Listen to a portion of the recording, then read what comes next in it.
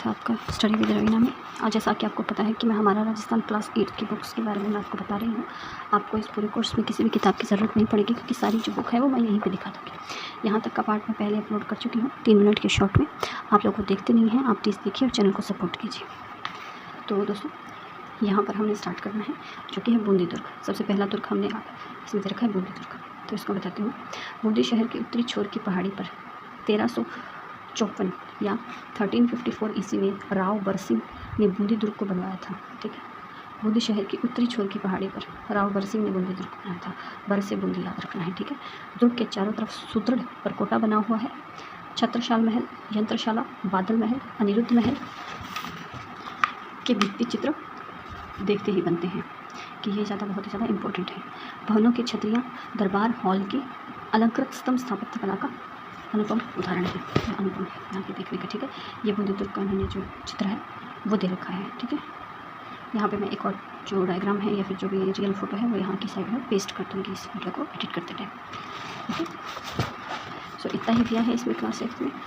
क्या देखना है कि इन्होंने राव बरसिंह ने बूंदी के दुर्ग को बनवाया था और इसके चारों तरफ सुदृढ़ परकोटा बना हुआ है। ठीक है, बरसिंह परकोटा 1354 बरसिंह परकोटा। ठीक है, इसमें छत्रशाल, यंत्रशाला, बादल महल, अनिरुद्ध महल आदि जो है ये हैं और इनके जो दीवारों के चित्र हैं वो बहुत ही ज़्यादा सुंदर बताए गए हैं। तो ये अंदर से देखने में कैसे मिलते हैं देखते हैं।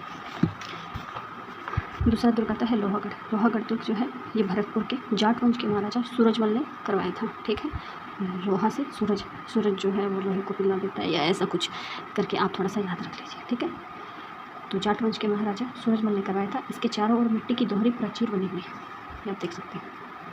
ठीक है, चारों ओर मिट्टी की दोहरी प्राचीर बनी हुई है, इस कारण इसे मिट्टी का दुर्ग भी कहते हैं। ठीक है, तो ये ज़्यादा इसका इंपॉर्टेंट लाइन हो गया। कौन से दुर्ग को मिट्टी का दुर्ग कहा जाता है? ये लोहागढ़ भरतपुर दुर्ग को मिट्टी का दुर्ग कहा जाता है। इस पर के कई आक्रमण हुए लेकिन इसे कोई जीत नहीं पाया।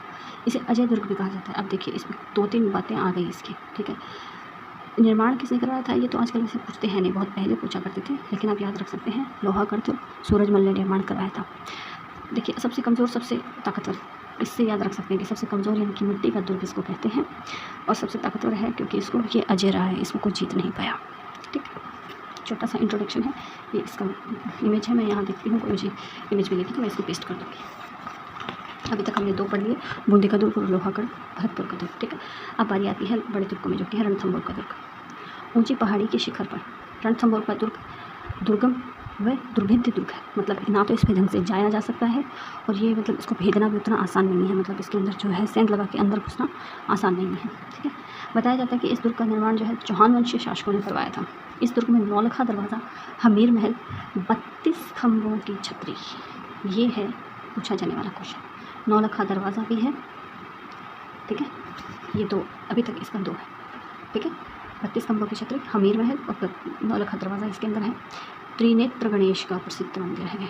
ठीक है, त्रिनेत्र गणेश का प्रसिद्ध मंदिर है रणथंभौर दुर्ग में।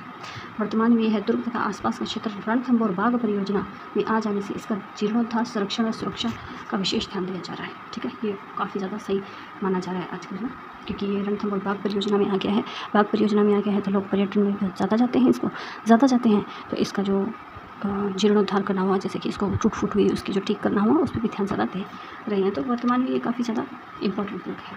ठीक है, इसमें नौलखा है, 32 खम्भों की छतरी, हमीर महल और त्रिनेत्र गणेश मंदिर ये है। ठीक है, और बाग परियोजना है, ये याद करना है। हमने कर लिया बूंदी, लोहागढ़ और रणथंभौर।